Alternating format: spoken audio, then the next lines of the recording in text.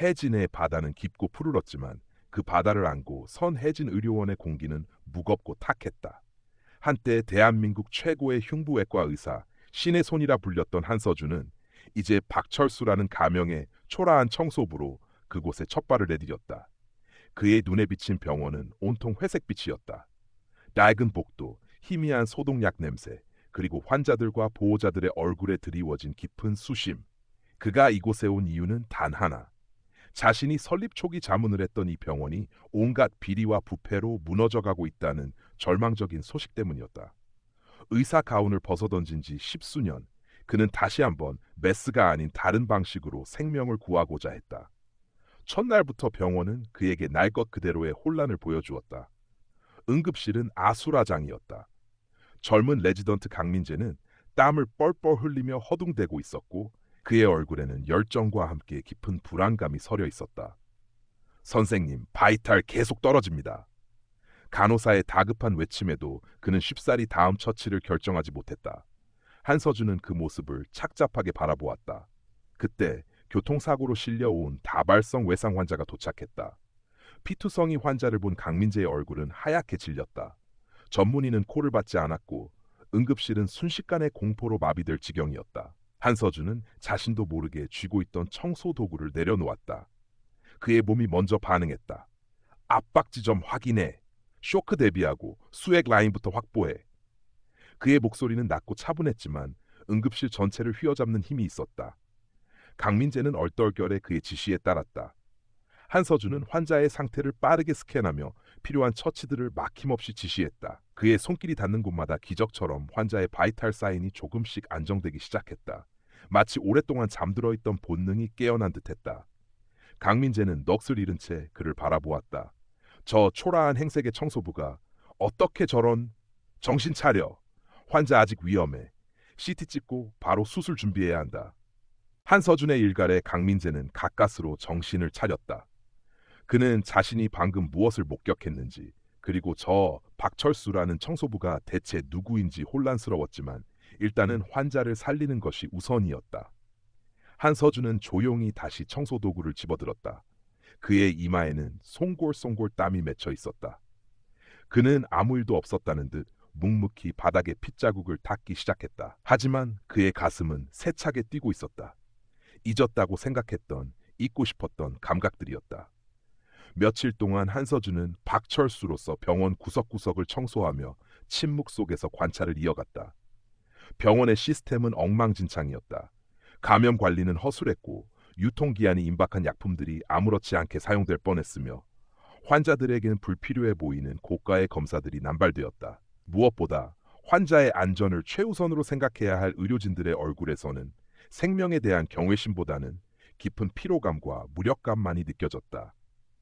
강민재는 그날 이후 박철수에게서 눈을 떼지 못했다.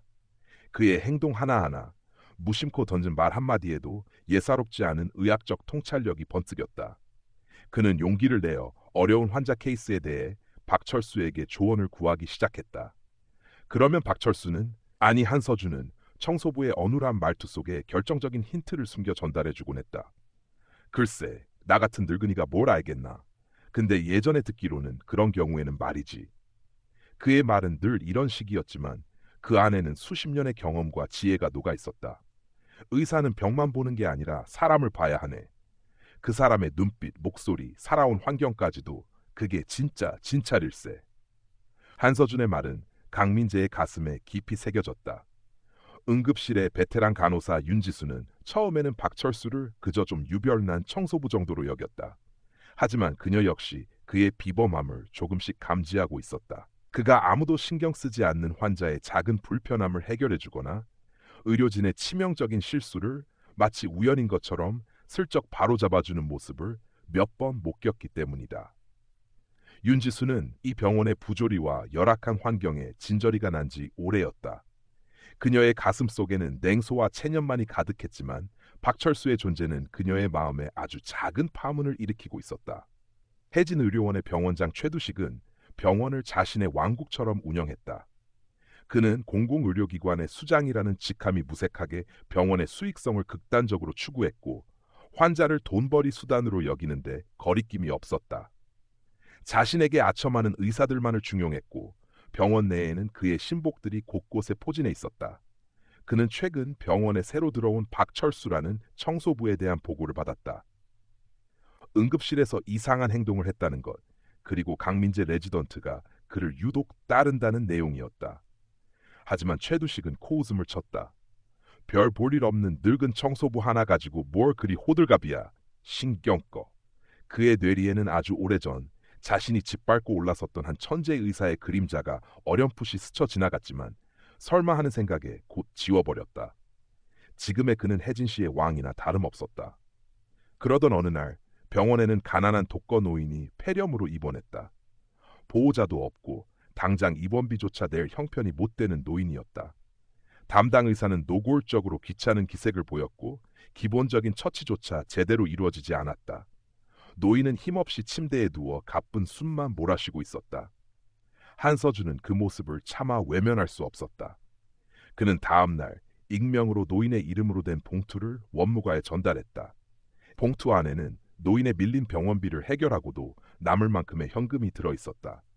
그리고 강민재에게는 넌지시 폐렴 치료의 최신 가이드라인에 대해 언급하며 노인에게 맞는 항생제 선택의 중요성을 일깨워 주었다. 강민재는 그의 조언대로 처방을 변경했고 노인의 상태는 눈에 띄게 호전되기 시작했다.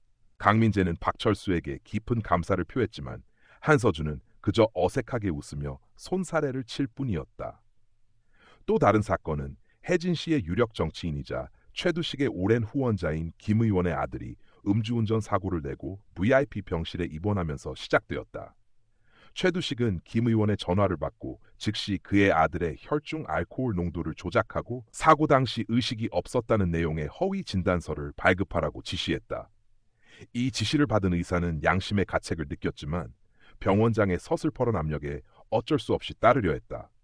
이 사실을 우연히 알게 된 강민재는 분노했지만 거대한 권력 앞에서 자신이 할 수 있는 일이 없다는 생각에 절망했다. 그때 한서준이 그에게 다가와 조용히 말했다. 진실은 때로는 아주 작은 틈새에 숨어있는 법일세. 그 틈을 발견하는 건 용기가 필요한 일이고 그는 강민재에게 병원 내 CCTV 영상 기록실의 위치와 접근 방법을 넌지시 알려주었다. 강민재는 그의 말에서 용기를 얻어 한밤중에 몰래 CCTV 영상을 확보하는 데 성공했다. 영상에는 김 의원의 아들이 사고 직후 멀쩡하게 걸어다니며 누군가와 통화하는 모습이 고스란히 담겨 있었다. 시간이 흐르면서 박철수가 단순한 청소부가 아닐지도 모른다는 소문이 병원 내 양심적인 소수의 의료진들 사이에서 조심스럽게 퍼지기 시작했다. 특히 수십 년간 혜진 의료원에서 간호조무사로 일해온 박씨 할머니는 박철수의 손등에 희미하게 남은 오래된 수술 흉터를 보곤 고개를 갸웃거렸다. 어딘가 아주 오래전에 뵌 분 같은데 혹시 한 선생님? 그녀의 혼잣말은 바람처럼 흩어졌지만 의심의 씨앗은 조금씩 뿌리를 내리고 있었다. 최두식은 이 소문을 접하자마자 온몸에 신경이 곤두서는 것을 느꼈다. 한서준? 설마 그가? 그의 뇌리에는 과거 자신이 저질렀던 추악한 배신과 음모의 기억들이 생생하게 되살아났다. 한서준의 뛰어난 연구 성과를 가로채고 그를 의료계에서 매장시키기 위해 온갖 비열한 술수를 꾸몄던 일들. 만약 박철수가 정말 한서준이라면 그는 자신의 모든 것을 파괴하기 위해 돌아온 복수의 화신일지도 몰랐다. 최두식은 극도의 불안감과 분노에 휩싸였다. 그는 즉시 자신의 신복들을 시켜 박철수의 모든 것을 캐내기 시작했고 동시에 그를 병원에서 내쫓고 사회적으로 매장시키기 위한 치밀한 음모를 꾸미기 시작했다. 첫 번째 계약은 한서준에게 의료 폐기물 절도 누명을 씌우는 것이었다. 병원 내 고가의 의료 폐기물이 사라졌다는 신고가 접수되었고 최두식은 교묘하게 모든 증거를 조작하여 한서준을 범인으로 몰아갔다. 한서준은 경찰 조사를 받게 되었지만 그의 침착한 대응과 강민재, 윤지수의 적극적인 변호, 그리고 결정적으로 박씨 할머니의 그 시간에 박 선생은 나와 함께 휴게실에서 이야기를 나누고 있었다는 알리바이 증언 덕분에 위기를 모면할 수 있었다. 하지만 최두식의 공격은 여기서 멈추지 않았다. 그는 다음 타겟으로 강민재를 선택했다. 강민재가 담당했던 응급 환자가 갑자기 상태가 악화되어 사망하는 사건이 발생했고 최두식은 이를 강민재의 의료 과실로 몰아가며 그 배후에 박철수가 부적절한 지시를 내렸다고 주장했다. 병원 징계위원회가 소집되었고 강민재는 해고 직전의 위기에 놓였다. 한서준은 더 이상 침묵할 수 없었다. 그는 징계위원회의 참고인 자격으로 출석하여 환자의 사망 원인이 강민재의 과실이 아닌 병원 측의 낙후된 장비 관리와 부적절한 초기 대응 시스템 때문이었음을 논리정연하게 증명해냈다. 그의 해박한 의학 지식과 날카로운 분석력은 징계위원들을 압도했고 강민재는 가까스로 징계를 면할 수 있었다. 이 사건을 계기로 강민재와 윤지수는 박철수가 평범한 청소부가 아니라는 것을 확신하게 되었다. 선생님, 대체 누구십니까? 강민재의 떨리는 물음에 한서준은 깊은 한숨을 내쉬었다. 그는 더 이상 자신의 정체를 완전히 숨길 수 없음을 깨달았다. 그는 강민재와 윤지수에게 자신의 과거, 한때 신의 손이라 불렸던 외과의사 한서준이었으며 최두식과의 악연 그리고 의료계의 환멸을 느끼고 잠적했던 사연을 조심스럽게 털어놓았다. 모든 것을 들은 두 사람은 충격과 함께 깊은 연민 그리고 그에 대한 절대적인 신뢰를 느끼게 되었다. 그들은 이제 한서준의 가장 든든한 조력자가 되어 최두식의 비리를 파헤치고 병원을 바로잡기 위한 위험한 싸움에 함께 뛰어들기로 결심했다. 한서준의 과거는 처참했다. 그는 동료이자 라이벌이었던 최두식의 질투와 모함으로 인해 자신이 심혈을 기울여 진행했던 중요한 임상 연구 결과를 빼앗겼고 심지어는 발생하지도 않은 의료사고의 책임을 뒤집어쓴 채 학계에서 고립되었다. 그 과정에서 자신을 믿고 따르던 젊은 후배 의사가 억울한 누명을 쓰고 스스로 목숨을 끊는 비극까지 겪어야 했다. 그 모든 절망과 죄책감 속에서 그는 의사가운을 벗어던지고 세상과 담을 쌓았던 것이다. 해진 의료원의 몰락 소식은 그에게 마지막 남은 의사로서의 양심과 책임을 일깨웠고 과거의 악몽을 반복하지 않기 위해 그리고 더 이상 무고한 희생자가 나오지 않도록 하기 위해 이 위험한 자맹을 시작한 것이었다. 그들의 비밀스러운 조사는 점점 최두식의 비리 핵심에 가까워지고 있었다. 불법 리베이트 수수 내역, 의료수가 조작을 통한 건강보험 재정 편취, 존재하지 않는 환자를 만들어 치료비를 청구하는 유령 환자 생성, 그리고 과거에 은폐되었던 치명적인 의료사고 기록들. 증거들은 하나둘씩 모였지만 최두식의 감시망 또한 점점 촘촘해져 오고 있었다. 그러던 중 예상치 못한 곳에서 결정적인 도움이 찾아왔다. 최두식의 비서로 오랫동안 일해왔던 김민정 실장이었다. 그녀는 최두식의 온갖 악행을 묵인하며 살아왔지만 최근 자신의 어린 딸이 해진 의료원에서 최두식의 잘못된 지시로 인해 위험한 상황에 처했다가 한서준과 강민재의 도움으로 목숨을 건진 사건을 겪으면서 깊은 양심의 가책을 느끼게 되었다. 그녀는 밤늦게 몰래 한서준을 찾아와 최두식의 모든 비리가 기록된 비밀 장부와 결정적인 녹취 파일이 담긴 USB를 건넸다. 원장님, 아니 한서준 선생님, 부디 이 병원을 그리고 제 딸 같은 아이들이 안심하고 치료받을 수 있는 곳으로 만들어주세요. 그녀의 눈에는 눈물이 가득했다. 드디어 심판의 날이 다가왔다. 해진의료원 개원 30주년 기념식 및 지역 유지 초청 간담회가 열리는 날이었다.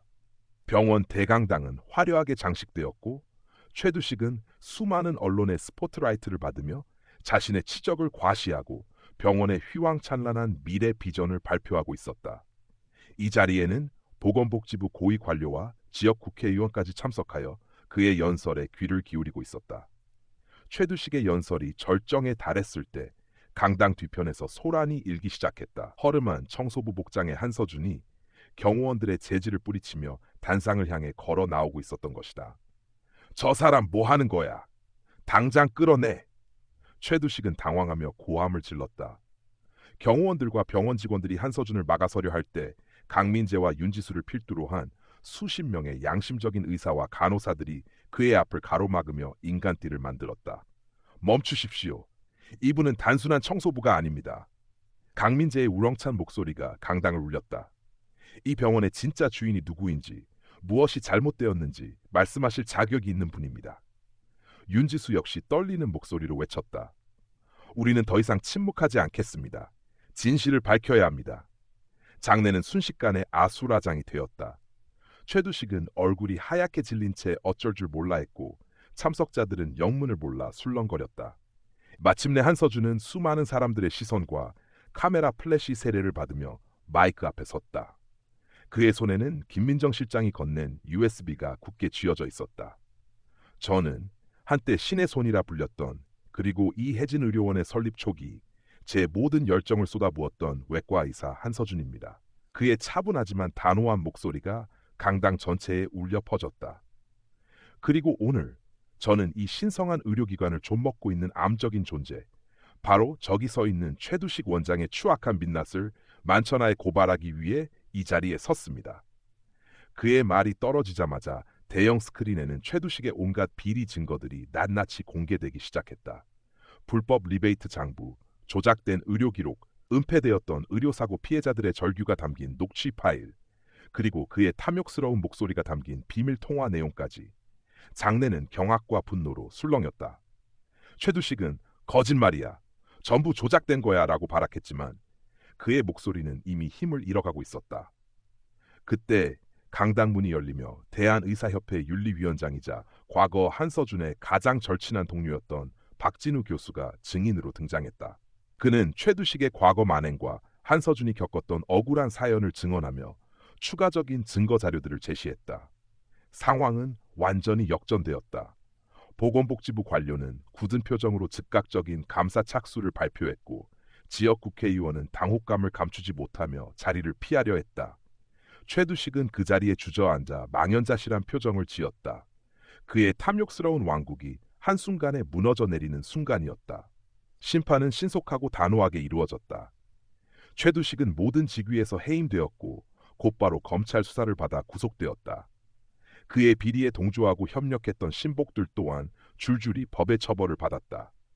혜진 의료원에는 비상대책위원회가 꾸려졌고, 한서준은 주변의 간곡한 요청에 따라 임시로 병원 정상화 TF팀의 고문을 맡아 대대적인 개혁 작업을 이끌게 되었다.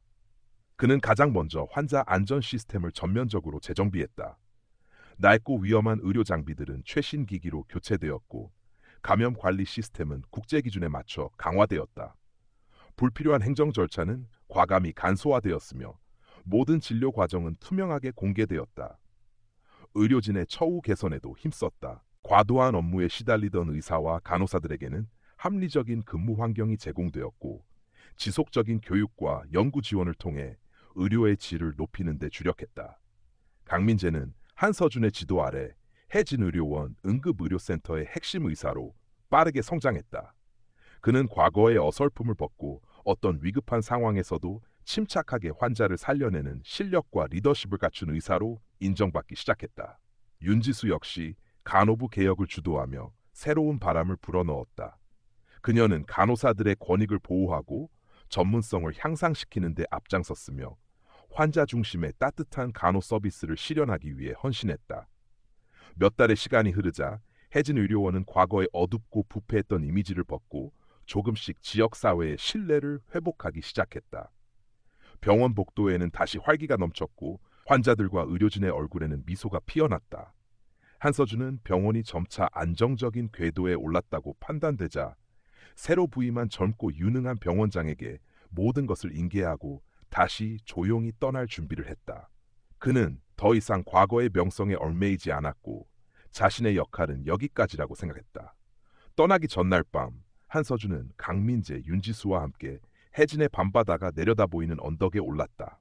차가운 밤 공기 속에서 세 사람은 말없이 반짝이는 도시의 불빛과 검푸른 바다를 바라보았다. 선생님, 정말 이대로 떠나시는 겁니까? 저희는 아직 선생님께 배울 것이 너무나 많습니다. 강민재가 아쉬움 가득한 목소리로 말했다. 윤지수도 촉촉해진 눈가로 그를 바라보았다. 한서준은 부드럽게 미소 지으며 그들의 어깨를 다독였다. 자네들은 이미 훌륭한 의사이자 간호사일세. 내가 가르쳐 줄 수 있는 건 많지 않아. 다만 이것 하나만 기억해 주게. 진짜 의술은 사람을 살리는 기술이 아니라 사람을 사랑하는 마음에서 시작되는 걸세.